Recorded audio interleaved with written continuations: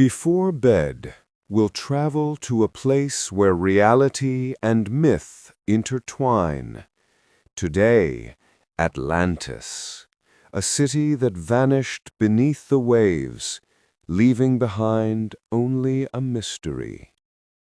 Long before time was counted by men, before kings raised cities and empires turned to dust, there was a kingdom said to rest beneath the soft shimmer of the sea. They called it Atlantis, a place of light and wonder, a realm where dreams and reality mingled like mist upon morning waters. Far beyond the pillars of Heracles, where the ocean stretched into infinity, lay an island more beautiful than imagination itself. Mountains crowned with gold and silver rose in the distance. Rivers flowed like melted crystal through valleys lined with orchards that never wilted. And at the heart of it all stood a city so radiant that even the sun was said to pause above it in admiration. It was here, the stories tell, that the god Poseidon once fell in love with a mortal woman named Plato. She was pure of heart and radiant as moonlight. So Poseidon raised the island from the depths of the sea, shaping it into a perfect circle of land and water, a reflection of harmony between gods and men. He built for her a palace upon a mountain, surrounded by rings of earth and water that gleamed under the sky like ripples frozen in time. 5 rings of earth, 5 of water, each bridged by marble causeways and guarded by towers of orichalcum, a metal brighter than gold, yet gentler than fire. In this palace Plato bore him 10 sons, and Poseidon divided the island among them, making the eldest, Atlas, the king of kings. From his name the island took its title, Atlantis, and the ocean beyond it became known as the Atlantic. The Atlanteans flourished beneath the gentle gaze of their father. They built temples to honor Poseidon, where the sea's eternal murmur filled the halls. The people of Atlantis lived in peace and learning, blending the divine gifts of their father with the wisdom of mortal craft. Their knowledge reached beyond measure. They studied the stars, learning how the heavens guided the tides. They built ships that could cross vast oceans without fear. And they spoke in soft voices of justice, kindness, and balance, for they believed the sea gave life only to those who respected its calm. And so the years passed like slow waves over the sand. Atlantis grew mighty, but gentle, powerful, yet kind. The city glowed at night like a pearl beneath the stars, and those who visited told tales of its fountains that sang, its gardens where every tree bore fruit, and its people whose eyes reflected the calm of the sea itself. But legends whisper that even in paradise the seed of pride can take root, for beauty admired too long becomes a mirror of the self.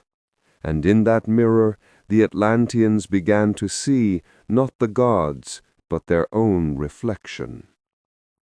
Still in these early centuries, Atlantis was a lullaby upon the world. The wind carried the scent of peace, the waves hummed in harmony with the stars, and the people believed that the sea itself loved them. The kingdom rested, untroubled, beneath the eternal song of the tides, unaware that time, like the ocean, moves in circles. The morning sun rose gently over the rings of Atlantis, its light drifting like golden mist across the marble towers and shining canals. The city awoke not with noise, but with music, soft chimes that marked the passing of time, like the heartbeat of the island itself. Fishermen prepared their boats, artisans opened their shops, and scholars gathered under domes of glass to study the stars still fading in the dawn. Every corner of the city glowed with quiet order. The Atlanteans believed that beauty was a reflection of truth, that to live in harmony with the world was to honor the sea from which they were born. And so they built with care, every column, every garden, every path arranged like notes in a song. In the early days of the Golden Age, Atlantis was a bridge between gods and mortals. Its people were tall and fair, their eyes deep as ocean tides, their voices calm like the wind before rain. They knew no hunger, for their soil was rich. They feared no sickness, for the air was pure. And no war ever touched their shores, for they had learned that peace was stronger than pride. It is said that the sons of Poseidon ruled wisely then, each king guarding his part of the island as one guards the heart of a beloved. Atlas, the eldest, sat upon the central throne, his mind vast and still as the sea. He believed that power must flow, like water, always in motion, never hoarded. And so Atlantis prospered, not by conquest, but by sharing its light. Scholars came from distant lands, crossing endless waters to learn from the Atlanteans. They studied the secrets of crystals that hummed with energy, and the geometry that bound stars to the sea. It was whispered that the Atlanteans could draw power from the earth itself, from the song of the tides, from the pulse beneath the mountains. They did not call it magic, for to them it was nature's breath. At night, under domes of crystal, they gazed into the sky, mapping the paths of the stars with silver instruments. They believed the heavens and the sea were mirrors, one reflecting the other. And through this reflection, they sought understanding, not dominance. Their ships were wonders, graceful vessels that glided without oars, guided by sound and thought. Their towers rose without strain, each stone fitting perfectly as though grown by the island itself. And their fountains sang in endless rhythm, their waters shimmering in colors unseen by mortal eyes. Atlantis became not just a city, but a living poem, a song sung between the earth and the sea. And for many centuries, peace reigned. But even in the softest song, there comes a note of discord. As generations passed, memory faded. The old priests spoke of Poseidon's love, yet fewer listened. The temples grew taller, yet their prayers grew shorter. The Atlanteans began to take their blessings for granted, believing the sea would always obey them. They expanded their harbors, sending fleets beyond the horizon. What began as exploration turned into ambition. They discovered new lands, rich with metals and forests, and soon began to see themselves not as children of the sea, but as its masters. Atlas, now old and weary, warned them. He said, "The sea gives, but it also remembers. Do not forget the promise made to the God who raised our home from the deep. But his voice was soft, and the younger kings no longer heard the wisdom behind it. They spoke of glory, of power, of dominion over the world. And though Atlantis still shone like a jewel, a shadow began to grow beneath its waves. The storytellers say that it was then that the ocean began to change. The tides grew restless, the winds colder. At night the waves whispered, not in lullabies, but in warnings. Fishermen found their nets empty, and the stars seemed dimmer, as though turning their gaze away. Some among the people still remembered the old rituals. They placed shell shocks and pearls before Poseidon's statue, whispering prayers of humility and gratitude. But the great halls of learning were now filled with debates of conquest, not balance. And the golden temples echoed not with devotion, but with pride. The Atlanteans began to believe they could control even the gods. They built towers so tall they pierced the clouds, saying they could speak to the heavens themselves. They forged engines powered by the same crystals that once lit their gardens, but now the crystals burned brighter, hotter, consuming their light faster than the sea could replenish it. And yet, amid all this pride, Atlantis still looked beautiful from afar. Travelers who approached by sea saw only the glowing lights, the calm harbors, the grand statues gazing toward the horizon.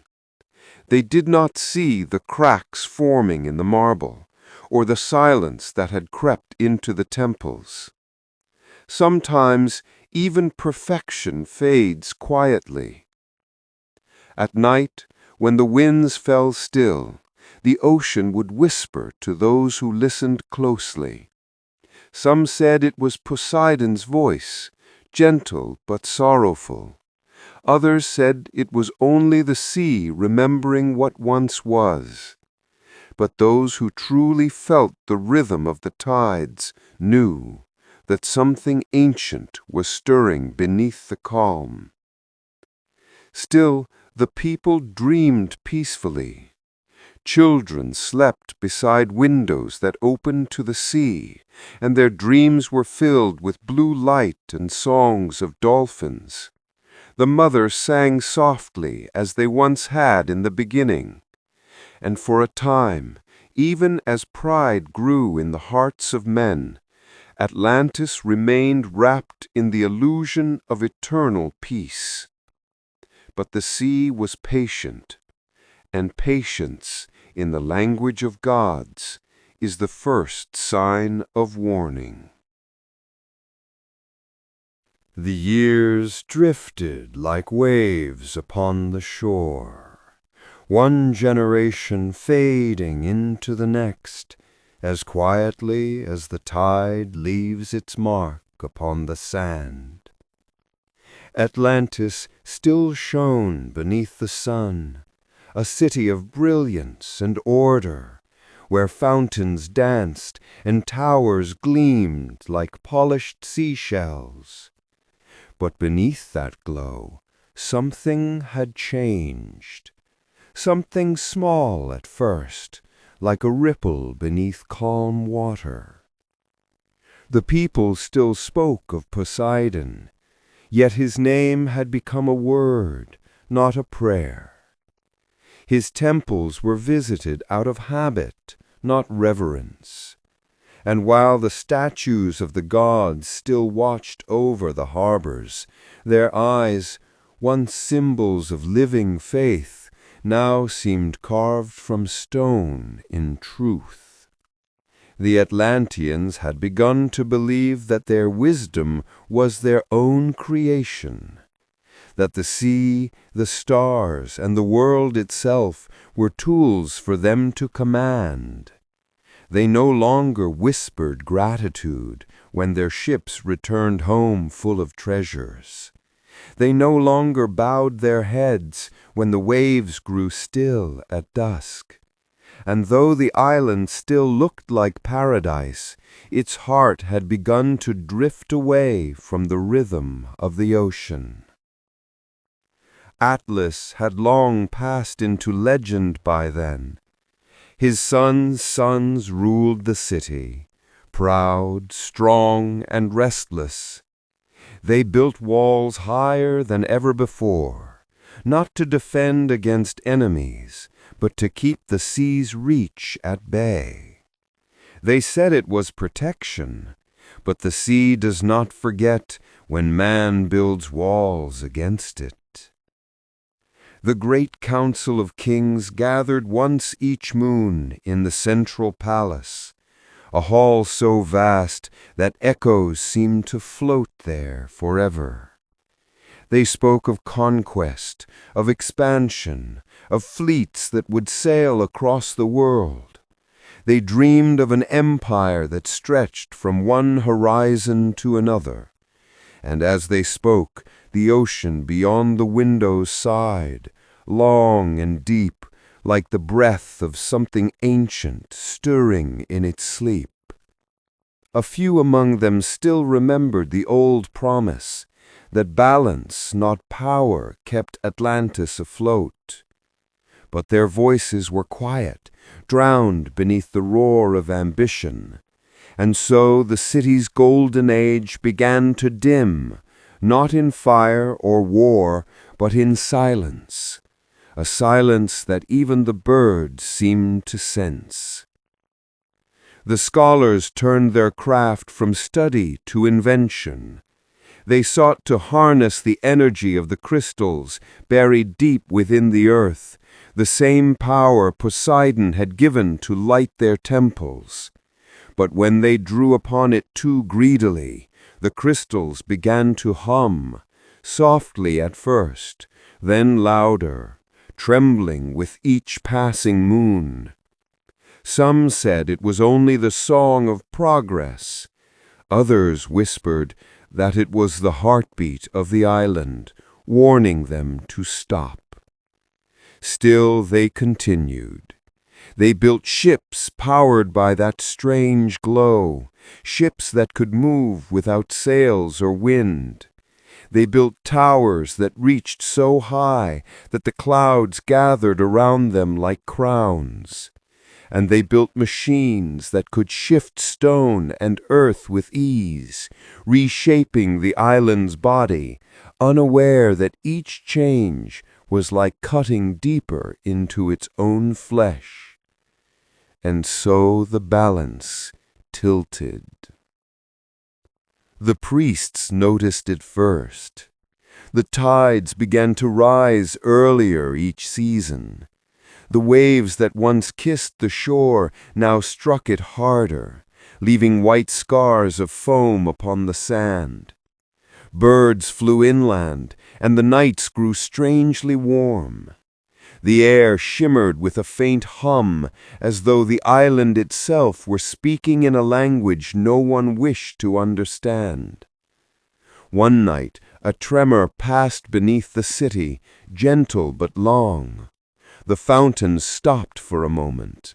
The water and the canals rippled though there was no wind, and from the great temple of Poseidon came a single crack, small yet sharp enough that those nearby fell silent, staring at it as if the earth had sighed. But the kings ignored it.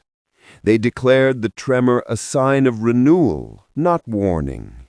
They ordered the scholars to extract even more crystal power from the depths, saying, "The gods have blessed us, we are eternal." Yet deep beneath the island, where Poseidon's gift once rested in calm blue light, the sea had begun to stir with sorrow. The crystals glowed too bright now, pulsing like fevered hearts, and somewhere far below a voice older than stone whispered into the dark, You have forgotten the rhythm of the tides. The following months were strange ones. The sky took on hues never seen before, gold in the night, violet at dawn. The sea became restless, waves rolling without wind as if searching for something lost. Children woke from dreams they could not remember, whispering of the ocean, calling their names. A council of priests gathered and prayed for a sign. They spoke softly, kneeling before Poseidon's statue, asking forgiveness for the pride of their people. And though the temple was silent, a drop of water fell from the ceiling, not from rain, but from the very stone itself, as if the island were weeping. Still the rulers did not listen. They had grown deaf to warning, blind to humility. Their eyes saw only conquest, and their hearts heard only the echo of their own power. The sea, however, had not forgotten, for all things born of the ocean return to it in time.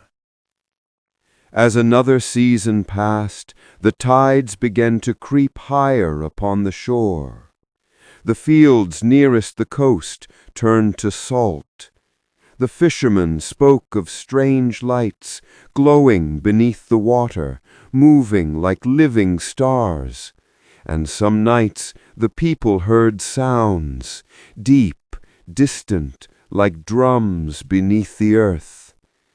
But even then Atlantis glittered in beauty. The city's lights shimmered across the sea like constellations. From afar it looked eternal, the perfection of man's dream made real. And that is how pride deceives. For even as the world trembles, the mirror remains unbroken until the final wave. And so the people slept, unaware of what was to come. The sea rocked them gently, as it always had, like a mother still forgiving her child. But beneath that lullaby, something vast was awakening, something that had waited centuries to rise again. The night the earth first trembled, in truth, was quiet, too quiet. The stars glowed dim and cold, and the moon hung low upon the sea like an unblinking eye. And deep below, the voice of the ocean whispered once more, "Balance must return." The night before the end began softly. There was no thunder, no warning from the skies, only stillness. The air hung heavy and warm, and the sea rested like glass beneath the moon. The people of Atlantis slept, dreaming of a tomorrow that would never come.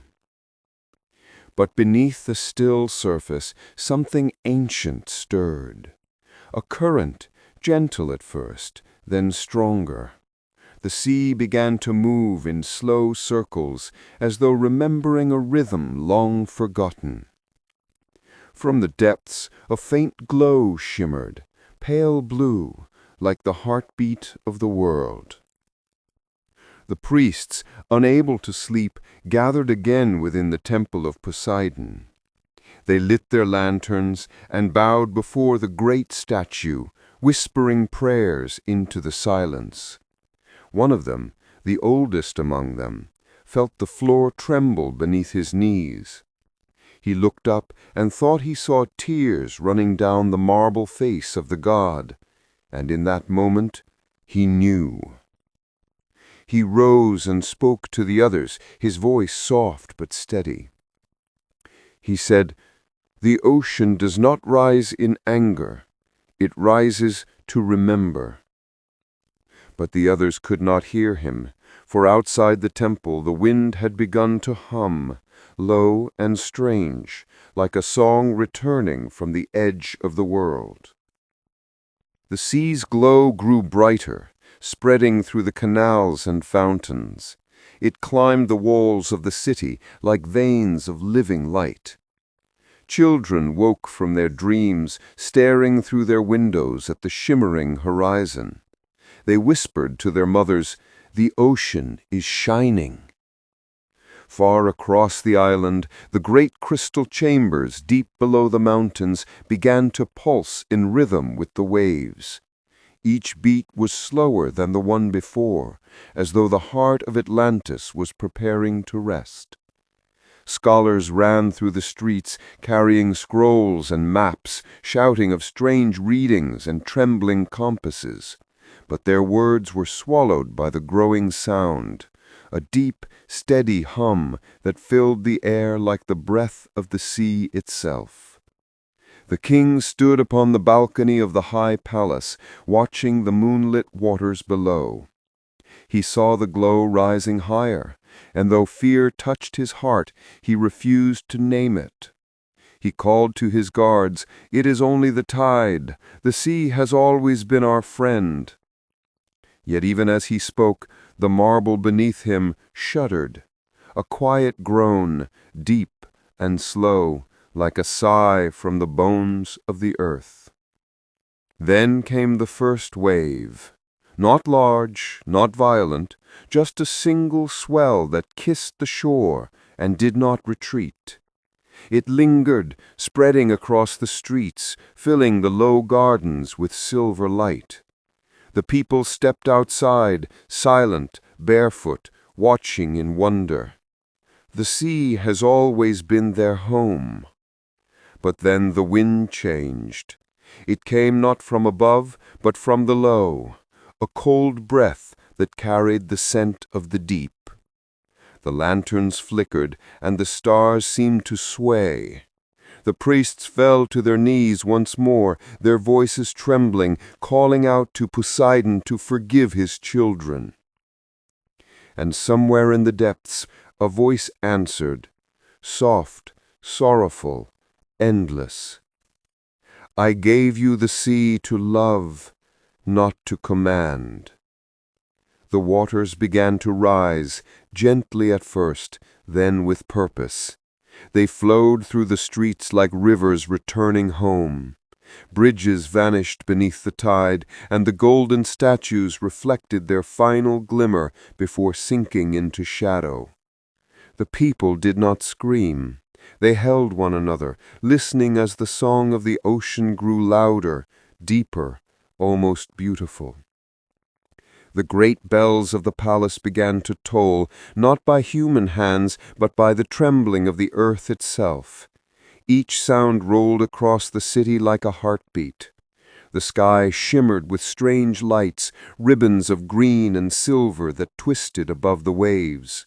The mountain where Poseidon had built his palace cracked open, and from its heart poured a column of white fire, neither flame nor light, but the spirit of the island leaving its shell.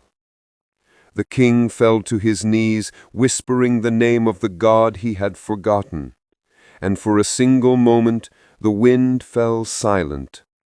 Then came the final breath, a deep pull, as though the sea itself inhaled, and Atlantis began to sink.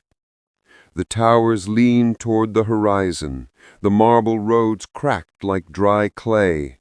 The waters, once calm, now swirled in vast spirals, drawing everything into their heart. Yet even as it fell, the city shone, brighter than ever before, as if the light in it refused to die. The people clung to one another, whispering prayers, songs, and names. The priests continued to chant until the sea carried their voices away. And above it all, the moon watched in silence, her reflection shuddering upon the restless waves. No fire touched the city, no thunder broke the sky. Only the sea, steady, patient, inevitable. The waves folded over Atlantis as though tucking it beneath a blanket of blue. And when the last spire vanished beneath the surface, the ocean grew still again. For a long time, there was nothing but silence. The wind drifted softly, carrying with it the faint scent of salt and jasmine. The stars returned to their places, and the world exhaled. Then, from far below, a light flickered, not bright, just a whisper of glow, deep beneath the surface. And though the island was gone, the sea remembered. It carried the memory of Atlantis in its depths, not as punishment, but as peace. Some say that even now, when the world is quiet and the moon rests low, the ocean hums that same lullaby, the song that once rocked Atlantis to sleep. A reminder that beauty, pride, and sorrow all return to the same sea. And somewhere beneath the waves, the lost city still dreams. The sea closed above Atlantis like a slow, endless breath. The surface rippled once, then fell still, and the world above forgot, but the world below remembered. Beneath the dark waters, where sunlight faded to blue and blue to black, the city of Atlantis drifted into silence. Marble towers rested gently upon the ocean floor, their golden domes dimly glowing with the light of strange corals. Fish glided through the empty halls, their scales catching the faint shimmer of crystal windows. The streets, once filled with laughter and song, now echoed only with the soft whisper of the current. And yet, the city was not dead. The Atlanteans, or what was left of them, did not vanish entirely. Some say their spirits lingered, bound to the place they had loved too fiercely to leave. Others whisper that Poseidon, moved by both love and sorrow, transformed them into beings of the deep, children of water and memory. Their forms changed. Skin turned pale as moonlight. Eyes glowed faintly with the color of the sea. They could breathe the ocean itself, and their voices became soft as the hum of waves through coral.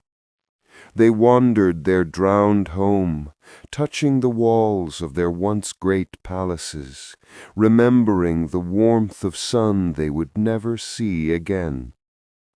At first, they mourned. They wandered through empty corridors, calling names that no longer answered. They sang to the surface, hoping their voices might reach the stars. But their songs rose only to be swallowed by the endless blue. Then, slowly, they began to change not only in form, but in heart. The sea became their mother, their shelter. They learned to speak the language of whales and dolphins, to follow the moonlight through shifting tides. They built gardens of coral, where glowing anemones bloomed like lanterns. Their children played among the ruins, chasing streams of silver fish through broken archways. And sometimes, when the current was gentle and the light just right, the city almost looked alive again. The great palace stood intact, its gates covered with pearl and seaweed. Inside, the throne still gleamed faintly, though no one sat upon it. The statue of Poseidon had fallen, its trident broken, Yet from its cracks grew glowing sea lilies, white as frost. It was as though the sea itself had chosen to heal what time could not. Far above, the world of men moved on. New empires rose and fell, new myths were born, and the name of Atlantis became only a whisper, a legend carried by sailors and dreamers. But beneath the waves, the city endured, untouched by time. There were no seasons there, no days nor nights, only the slow pulse of the deep. Sometimes a ship would pass above, a faint shadow sliding across the surface. The children of Atlantis would look up and wonder what kind of world existed beyond the ceiling of water. They saw light shimmering like gold dust and thought perhaps it was heaven, but none dared to rise too high. The sea had given them new life, and it would not let them go. Among them lived a young woman named Lyra. She was born long after the fall, her eyes bright as turquoise stone. Unlike the others, she often swam close to the surface, watching the light above. She felt something stirring inside her, a memory not her own. Dreams of warmth, wind, and the sound of rain on stone. One night she followed the moonlight up, higher than she ever had before. The water grew lighter, warmer. She saw reflections, her own face, the stars above, and for a moment she broke the surface. She gasped. The air burned her lungs, but she didn't care. She looked around and saw nothing but endless water and sky. The world was vast, silent, and free, and though it frightened her, it also filled her with peace. Then she heard it, a whisper carried on the wind. It was not the voice of the ocean, but something older, a memory, a song, the same melody the priests once sang before the city sank. She closed her eyes and listened, and in that instant she understood. Atlantis had not been destroyed, it had only changed. The sea had not punished them, it had saved them in its own way. It had taken them into its heart so they could never be lost again. Lyra dove back down, her body gliding effortlessly through the water. She swam past coral towers and glowing gates, past the ruins of temples now embraced by sea life. She reached the old square where the broken statue of Poseidon stood and placed her hand upon its stone. She whispered, "I understand now. You never left us." The water shimmered softly around her. Tiny bubbles rose like silver dust. For a moment she thought she saw the statue smile. From that day, Lyra became the voice of the deep. She sang the old songs, not in sorrow, but in peace, teaching others that the fall of Atlantis was not an end, but a transformation. And though none above could hear her, the ocean carried her voice for miles, weaving it through currents and waves. Sometimes, on calm nights, sailors drifting across the open sea swear they hear a song, soft, slow, and filled with longing. They say it comes from nowhere and everywhere at once, a lullaby beneath the waves.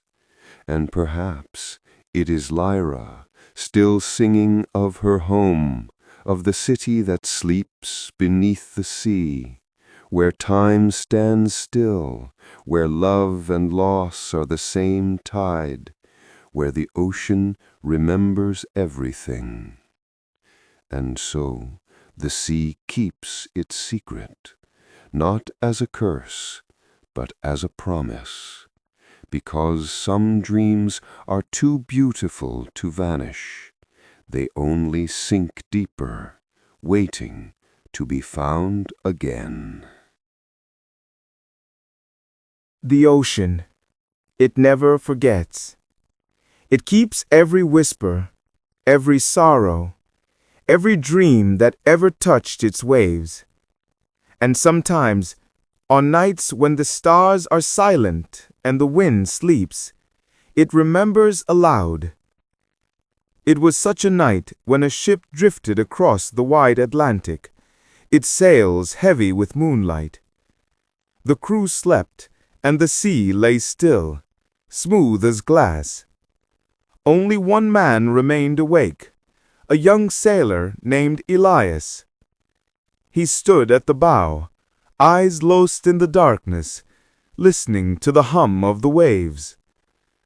And then he heard it. A voice, soft, distant, and pure, like someone singing through the water. It rose and fell with the rhythm of the tide, weaving words he could not understand, yet fell deep within his heart. Elias froze. He leaned over the railing, peering into the dark below, but saw nothing. Still the song continued, a melody that made the world seem ancient and fragile. It wasn't sorrowful. It was calm, timeless, and full of longing. He closed his eyes and listened.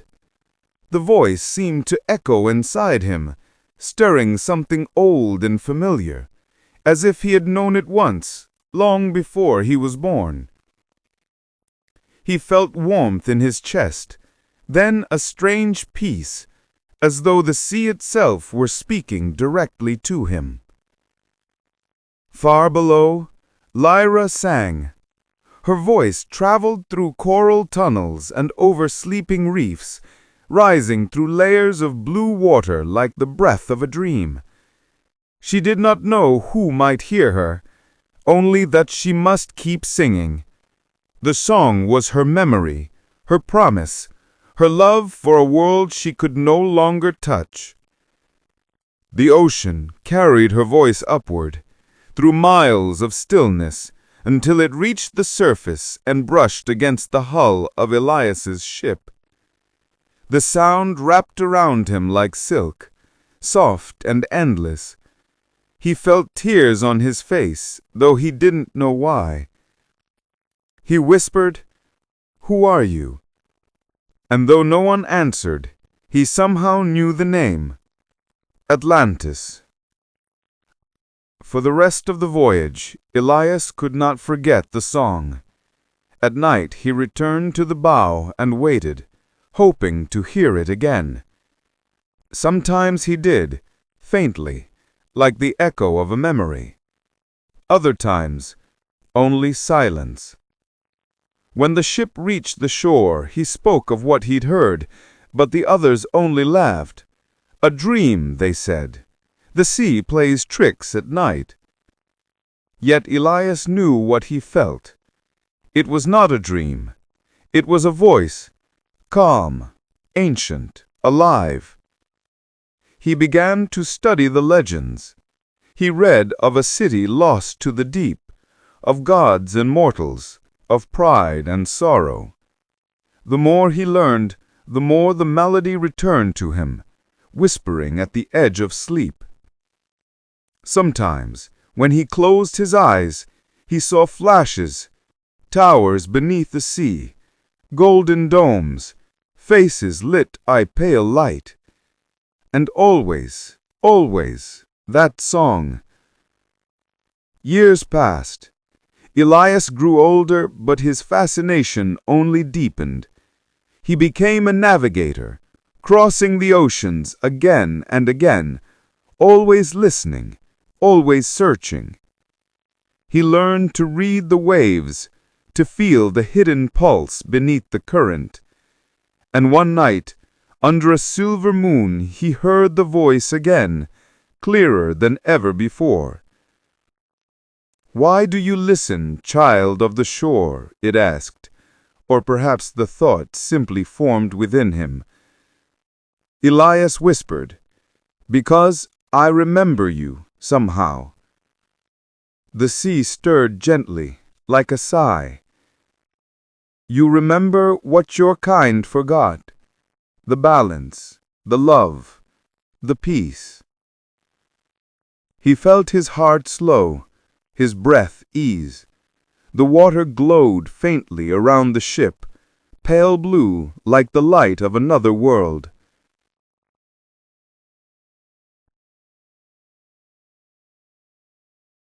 "Are you Atlantis?" he asked. The voice laughed softly, like bubbles rising through still water. "I am what remains of her. I am her dream, her song, her echo in the deep." "Can I see you?" "Not yet," she whispered. "You live above, and I below. But one day, when the world remembers peace again, the sea will rise, not to destroy, but to return what was lost." The light faded, and the sea fell silent. But Elias knew the truth. Atlantis was not gone. It was sleeping, dreaming beneath the waves, waiting for the right heart to listen. They say Elias never stopped sailing. He mapped the seas like a man tracing the edges of a dream. And when his ship was found years later, drifting empty under a dawn sky, there was only his logbook, filled with sketches of coral cities and notes written in a trembling hand. The song is real. She calls when the world is quiet. Atlantis still breathes below. Centuries passed. The world changed. Engines replaced sails. Lights replaced stars. But still, every now and then, sailors report hearing a faint melody deep at sea. Some say it's the wind. Others, the voice of the ocean herself. But those who listen closely know it's the same song Elias once heard, the same voice that sang before time had a name, the lullaby of Atlantis, calling not for sorrow, but for remembrance. And so the legend drifts on, like a wave that never breaks. Somewhere in the deep, the city still glows softly beneath the tide, and Lyra still sings, not to be found, but to remind the sea that even in silence, beauty never dies. They say that when the world grows quiet enough, you can still hear the heart of the ocean. It beats not with thunder, but with rhythm, a gentle pulse that keeps the world alive. Every tide that rises, every wave that fades, carries within it the memory of what once was. Atlantis, though long vanished from sight, still drifts in that memory. Not a ruin, not a warning, but a whisper, a lesson of balance, of beauty, of the fragile harmony between longing and peace. The waves tell stories to those who listen. They speak of a city that loved too deeply, dreamed too boldly, and fell too silently. But they also speak of rebirth, of how nothing truly dies but transforms. For even the greatest loss becomes part of the endless flow. The ocean forgave them long ago. It does not remember anger, only the softness of love. Where Atlantis once stood, coral now blossoms, glowing faintly beneath the weight of time. Fish drift through marble arches, and gardens bloom again, not for kings, but for the sea itself. Sometimes a diver will descend into those waters, and though they see only rock and sand, some swear they feel warmth in the current, as if the sea recognizes them. Others say they've glimpsed lights, faint, golden and slow-moving, like lanterns carried by unseen hands. Perhaps it's imagination, or perhaps it's the city still dreaming. Because dreams, like the tide, always return. Far above, the world continues to rush. Ships cut through the water, storms rise and fall. Men chase time as if it can be caught. But beneath it all, Atlantis sleeps in perfect stillness, reminding the deep that calm is older than chaos. It is said that when the seas are mirror smooth, when even the gulls are silent, the gods walk again upon the ocean floor. Poseidon, now older than the stars, still passes through the ruins of his creation. He touches the stones softened by centuries and listens to the faint hum of Lyra's voice. She never stopped singing. Her song became the rhythm of the tides, the lullaby of every shore. He smiles, not with sorrow, but with peace.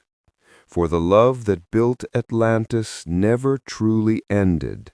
It simply changed form, like water becoming mist. And above, the world dreams. Perhaps every human heart carries a fragment of Atlantis, a memory of that harmony buried deep beneath noise and haste. When someone stands by the sea and feels quiet joy, when they close their eyes and hear the waves as if they were words, that too is Atlantis remembering itself. Maybe that's why the ocean feels familiar, as though it's calling us home, because once, long ago, we all came from the same calm beneath the waves. So when night falls and the stars drift over the horizon, when the air turns cool and the sea begins to hum, you might feel that pulse again, steady, soft, eternal. It is not the end of a story. It is the beginning of peace. Atlantis was never lost. It was only waiting for the world to slow down enough to listen. And if you close your eyes now, you can almost hear it, the gentle breath of the tide, the murmur of forgotten cities, the promise that nothing truly fades. The waves cradle the earth like a mother holds her child, rocking it slowly toward rest. Each heartbeat, each whisper of foam says the same thing. You are safe. You are home. You are part of the endless sea. So sleep, traveler of the surface. Let the waters of time wash over your mind, carrying away the noise of the day. Let the song of Atlantis lull you into stillness. For in dreams, where oceans meet the stars, the city still shines, its towers made not of stone, but of memory and light. and as the last ripple fades into silence, the ocean breathes once more, gentle and eternal, and the world falls asleep.